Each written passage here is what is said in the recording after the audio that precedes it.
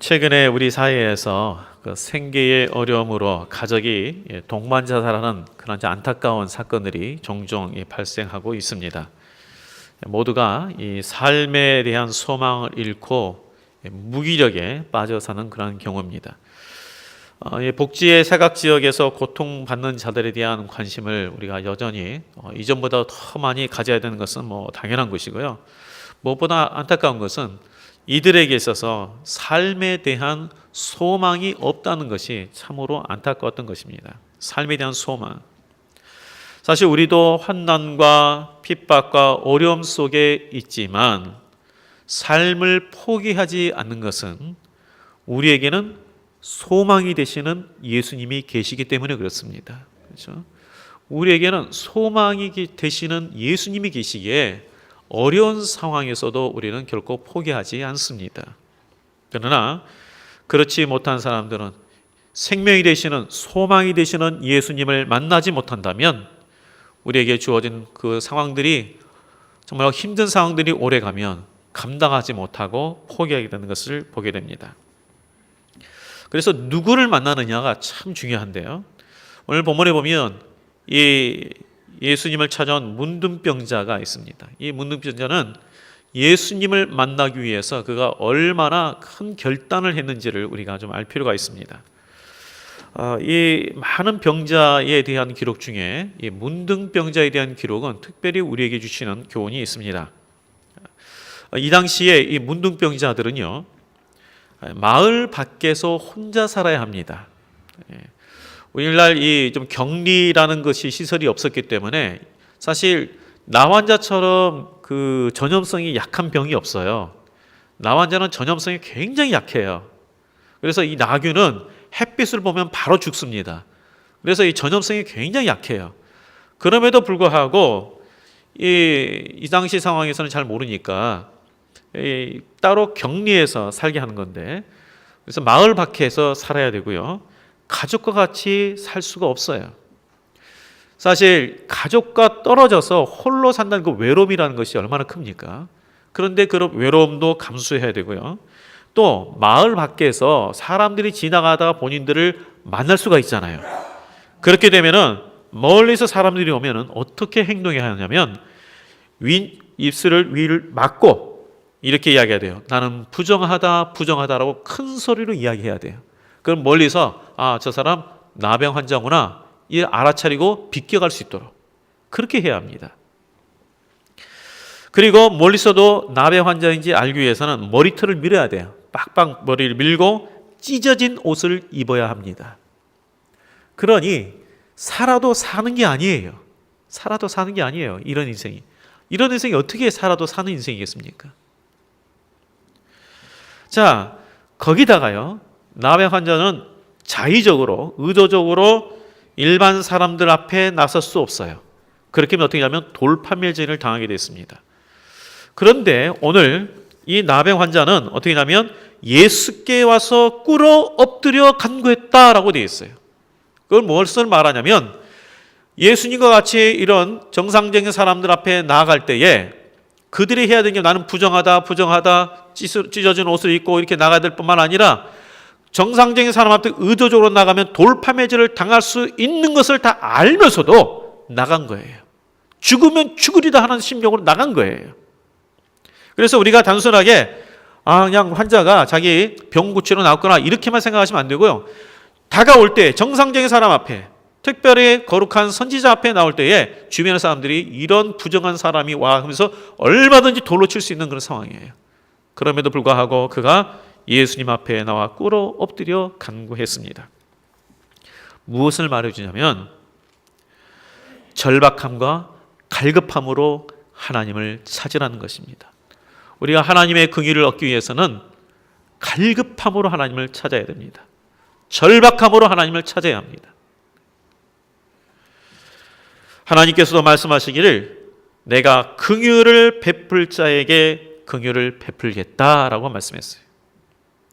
긍휼을 베풀 자에게 긍휼을 베푼다. 이게 무슨 말입니까? 하나님 앞에 겸손함으로 그리고 간절함으로 하나님을 찾는 자에게 하나님께서 긍휼히 베풀어 주시겠다라고 하신 말씀입니다. 근데 우리가 너무나도 요즘에 배짱이에요. 우리가 하나님 앞에서도 참 배짱이에요. 기도하면서 들어주려면 들고 말려주면 말고, 시간 노정에 이때까지 안정해주면 안 들어주면 그냥 내가 교회 안 다닌다는 식으로 협박도 하고, 막 그냥 하나님 앞에 정말 절박함과 간절함이 아니라 어떨 때는 거래도 했다가 어떨 때는 협박도 했다가 막 이런 식의 우리 마음이 왜 이렇게 강팍이 되는지 모르겠어요. 이 말씀을 통해서 우리 다시 이 문둥병자의 모습을 우리가 회복해야 합니다. 예수님 앞에 나아가기 전에 방해물이 너무 많아요. 사회적인 체면에 의해서 부끄러워 갈 수도 없고요. 또 돌파민을 당할 수 있는 목숨을 건 위험도 있습니다. 그럼에도 불구하고 내가 주님 앞에 가까이 나가야지. 이러한 심정이 우리 가운데 회복이 돼야 됩니다. 귀신이 들려서, 딸이 귀신이 들려가지고 참 너무나도 마음 아팠던 그 가나한 여인이 예수님 앞에 나왔지 않습니까? 참 예수님 앞에 나올 때 믿음으로 나왔지만, 또한 그 당시 예수님께서 테스트했던 것이 뭐냐면 자존심에 대해서 굉장히 테스트했어요. 그런데 그 여인이 뭐라고 그랬습니까? 주여, 개에 대해서 비유할 때에 주여, 맞습니다. 나 개입니다. 그러나 주인의 상에 떨어진 부스러기를 개들도 먹나이다. 하나님 앞에 나갈 때요, 우리가 뭔 자존심 세울 게 뭐가 있나요? 가난한 심령으로, 철박함으로 주님을 찾아야 되지 않겠습니까? 그래서 성경의 말씀에도 보면 심령이 가난한 자가 복이 있다라고 말씀하셨어요. 심령이 가난해야 돼요. 하나님을 절박한 심령으로 찾아야 돼요. 또한 이 말씀에서 보면 예수님을 전적으로 믿고 맡겼다는 것을 알 수가 있습니다. 자,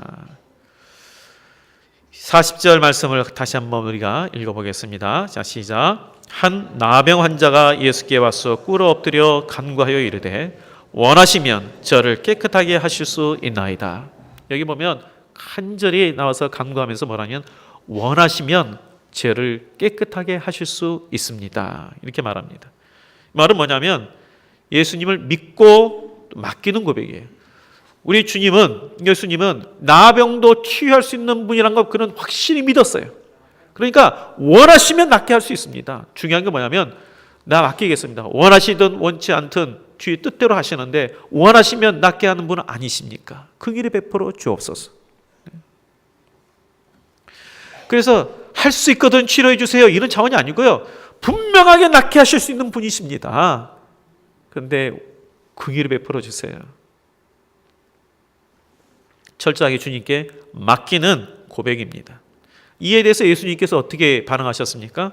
예수님께서요 41절 말씀에 보면 불쌍히 여겨서 손을 내밀어 그에게 대셨다라고 되어 있어요. 불쌍히 여기셨다. 연민의 정으로 참으로 그 처절한 그 모습과 간절히 주님 앞에 매달리는 그 모습을 보면서 너무나도 안타까워하신 것이죠. 그러면서 그 당시로는 도저히 상상할 수 없는 일이 벌어진 거예요. 이게 뭐냐면 그 사람에게 손을 내밀어 만지셨어요. 모세에 보면은 부정한 자를 만지는 자도 부정이에요. 아까 처음에 나환자들이 부정하다 외쳐야 된다 그랬죠. 왜냐하면 부정함을 만진 사람도 부정하기 때문에 그래요. 그래서 이런 사람이 말씀으로도 얼마든지 치유할 수 있어요. 그래, 너 낫다 이렇게 할 수도 있지만 예수님께서 어떻게 했어요? 손을 대어 만지셨다. 그 몸에 만지면은 본인도 부정해진다는 것을 알매도 불구하고 그 문둥병자를 만지셨는데 내 생각에는 뭐 손만 착 만지겠어요? 어깨를 쓰다듬으면서 위로하면서 만지셨을 것 같아요. 그러면서 오늘 말씀에 보면 내가 원하노니 깨끗함을 받으라. 내가 원하노니 깨끗함을 받으라. 그 나병 환자가 원하시면 나를 깨끗하게 하실 수 있지 않습니까? 물어보니까 그래 내가 원한다. 나음을 받아라. 율법의 규정을 무시하고 사랑과 긍휼로 그에게 대하여 주셨습니다. 원하시면에 대한 간구에 대해서 그래 내가 원한다 라고 말씀하시면서 그렇게 긍휼히 베풀어 주신 것입니다. 그렇습니다. 우리 예수님은 우리를 긍휼히 여기시는 분이십니다. 그래서 우리가 그러한 예수님 앞에 긍휼을 베풀어 달라고 간구하지 않습니까? 그러면 그 간구를 들으시고 우리 주님은 긍휼히 베풀어 주신 것입니다. 자, 예수님께서 이 부정한 자를 만졌을 때에 예수님도 부정해진 것이 아니라 부정한 사람 만졌을 때 그 문둥병자가 깨끗함을 입었습니다. 정결케 됐어요. 무슨 말입니까? 주의 손이 우리와 함께 하시면 불가능한 것이 가능케 됩니다. 부정한 내가 용서함을 받고 깨끗하게 됩니다. 좌절 가운데 있는 자가 소망을 얻습니다. 어떨 때요? 주님의 손이 함께하면, 주의 손이 함께하면. 그래서 우리가 하나님 앞에 간구해야 되죠. 주여, 긍휼히 베풀어 주시고 주의 손이 나와 함께하여 주옵소서. 주의 손이 우리 가정에 임하여 주옵소서. 또 본문에서 중요한 한 가지 메시지는 영적인 필요를 먼저 구하라는 것입니다. 영적인 필요. 우리는 주로 육적인 필요에 대해서 더 많은 관심을 있어요. 저는 양쪽 다 필요해요. 우리 육적인 필요도 우리가 구해야 되고요. 그러나 너무 우리가 영적인 필요에 대해서는 조금 등한한 것 같아서 그러는 거예요. 영적인 필요를 좀 더 우리가 좀 생각할 필요가 있어요. 예수님께서 이 문둥병자가 나음을 받은 이후에 아무에게도 말하지 말고 제사장에게로 먼저 가서 너 나음을 입증해라, 이렇게 말씀하셨습니다. 왜 그랬을까요? 아무에게도 말하지 말라는 거예요. 그 예수님의 사역에 있어서 가장 첫 번째는 뭐냐면 영혼 구원의 목적이 있어요. 멸망에 처한 사람들이 예수님을 통하여서 죄 사함을 얻고 하나님의 자녀가 되는 것, 여기에 예수님의 사역에 초점이 있어요. 그런데 사람들이 자꾸 이적을 바라보면서 이 영적인 필요를 구하는 것이 아니라 자꾸 육적인 필요를 구하는 모습을 많이 보게 된 거예요. 그렇죠? 오병이어의 역사에 의해서도 어떻게 했습니까? 막 쫓아오잖아요. 그러니까 예수님 뭐라고 그랬어요? 너희가 나를 쫓은 것은 하나님의 말씀 때문이 아니라 빵을 먹고 배불리 먹은 탓이로다, 이렇게 이야기했어요. 육적인 필요에 이들이 치중할까 봐, 이런 이적을 통해서 그들의 어떤 소원이 이루는 것, 여기에만 초점이 둘까 봐 예수님께서 이 부분들을 가능하면 이걸 절제시켰습니다. 오늘도 우리가 이 땅의 것에는 성실하고 충실하되 위의 것을 구하는 삶이 되셔야 합니다.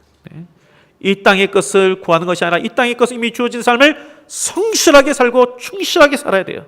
그러나 하나님 위의 것을 구하는 게 뭡니까? 하나님, 내가 주님과 동행하는 삶 되기 원합니다. 성령 충만하기를 원합니다. 주의 마음을 품기를 원합니다. 주님을 닮아가기를 원합니다. 그러면서 위의 것을 구하는 삶이 돼야 되고, 나를 통해서 하나님 나라가 확장되기 위해서 구하는 것이에요. 이게 위의 것을 구하는 거예요. 우리는 하나님 말씀보다 잘못하면 하나님이 주시는 복에 더 관심을 가질 수 있어요. 두 가지가 다 관심거리긴 하죠. 그러나 우리가 초점을 항상 어디에 둔다고요? 하나님께 초점을 먼저 두시면 복은 자연스럽게 따라오게 돼 있어요. 십자가는 치료하지 않고 부활의 영광만 치료한다면, 아니 십자가가 있어야 부활의 영광이 있죠. 근데 왜 우리 부활의 영광만 치료하려 합니까? 십자가의 그 고난도 함께 받아야 할지니라 라고 말씀하셨는데요. 그렇기 때문에 예수님이 왜 이 땅에 오셨는지, 진정한 사역이 무엇인지를 우리는 다시 생각해야 합니다. 자, 예수님께서 이 땅에 오신 것은 뭐 때문이에요? 우리를 죄에서 멸망한 것에서 구원하여 하나님의 자녀가 되도록 함에 있었습니다. 그렇기 때문에 내가 하나님의 자녀가 된 것, 이 자체가 놀라운 은혜요, 큰 축복입니다. 이 자리에 우리가 하나님의 자녀가 되어 예배 자리에 있는 그 자체가 얼마나 큰 축복인지 몰라요. 이걸 우리 깨달아야 돼요. 그리고 나서 이 복 이후에 하나님 이 땅에 사는 동안 우리가 하나님의 나라를 증거하며 하나님의 영광을 드러내는 삶이 되게 해 주옵소서. 그에 대한 필요를 또한 우리가 하나님께 구하는 거예요. 이 땅에서 잘 되는 복, 영적인 축복 위에 주어집니다. 그래서 우리가 은혜를 깨닫고 모든 상황 속에서도 감사함으로 섬길 수 있는 그러한 영적인 상태가 될 때에 하나님께서 더 많은 것으로 우리에게 주시는 복을 얻게 되는 것입니다. 이러한 복을 꼭 얻으시길 바랍니다. 그래서 예수님께서 이 문둥병 나은 것을 소문내지 말고 조용히 가서 제사장에게 너 나은 몸을 입증해라 라고 말씀하신 거예요. 그런데 이 문둥병자가 너무 기쁘니까 가면서 이야기 안 했겠냐고요. 그러니까 사람들이 많이 알게 돼서 결국 오늘 말씀해 보니까 45절에 그 사람이 나가서 이 일을 많이 전파하여 널리 퍼지게 하니 그러므로 예수께서 다시는 드러나게 동네에 들어가지 못하고 오직 바깥 한적한 곳에 계셨으나 사방에서 사람들이 그에게로 나오니라. 사람들이 몰려드니까 자꾸 거기 찾으니까 한적한 곳에 가 계신 거예요. 이걸 아셨죠? 이렇게 될 줄 아셨죠? 그럼에도 불구하고 한 사람에 대한 관심, 그에 대한 궁일 때문에 하나님 예수님께서 그렇게 행하신 것입니다. 주님은 모든 사람들이 정죄하고 멀리하는 이 문둥병자를 만져주시고 고쳐주셨습니다. 우리는 이 만져주신 것에 감동이 별로 없어요. 이 만져주신 것이 이렇게 쓰다듬은 것이 그냥 그런가 보다지만 아까 말했지만 이 문둥병자를 그 당시 율법에서는 만진 자체가 부정이기 때문에 가까이 가는 것도 금하기 때문에 이 만졌다는 것이 그를 이렇게 품 안았다는 것이 이게 아주 상상을 초월하는 일이에요. 그런데 이 주님께서 불결한 사람을 만져주시고 고쳐주셨어요. 그냥 고쳐준 게 아니라 만져주셨어요. 마찬가지입니다. 우리의 죄로 물들고 하나님의 마음을 아프게 하고 가는 우리가 하나님 앞에 나와 엎드리면 우리 주님은 불쌍히 여겨주시고 우리를 만져주십니다. 상한 마음을 만져주십니다. 상처받은 마음들, 여러 가지 눌린 마음들, 그 모든 마음을 만져주시는 거예요. 그러니 우리가 하나님 앞에 더 가까이 나가야 하지 않겠습니까? 중요한 것은 우리가 하나님의 긍휼을 얻는 인생이 되는 것입니다. 우리가 하나님의 긍휼을 받는 그런 인생이 되는 거예요. 그래서 우리가 갈급함으로 하나님을 찾아야 돼요. 갈급함으로 이 문둥병처럼 얼마나 그 장애인이 많아요. 나는 부정하다 외치면서 나가야 됩니다. 돌파매를 당할 수도 있습니다. 그럼에도 나는 주님 앞에 나가야 합니다. 나는 절박한 심정으로 나가잖아요. 이러한 마음들이 우리 가운데 회복이 되어야 됩니다. 영적인 이 회복을 위해서 무엇보다도 그래서 우리가 우선순위를 두어야 되는데 하나님의 긍휼을 얻기 위해서 또 영적인 것을 필요를 채우기 위해서 우리가 더 하나님 앞에 나가야 합니다. 그럴 때 하나님은 우리를 긍휼히 베풀어 주시고 나의 소원을 응답하는 그러한 은혜를 베풀어 주십니다. 이러한 믿음들이 되시고 이러한 응답을 받는 삶이 되시기를 주 이름으로 축복드리겠습니다. 기도하겠습니다.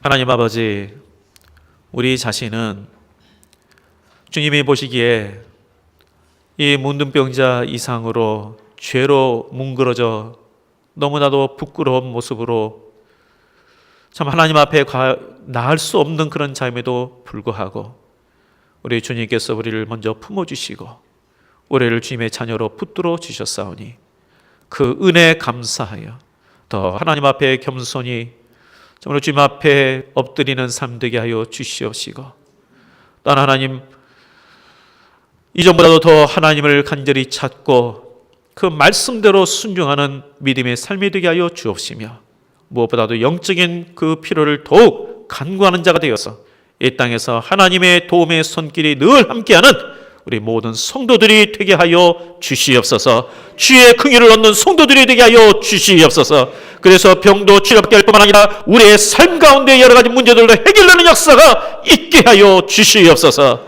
모든 것 주님께 의탁하고 예수님 이름으로 기도합니다. 아멘.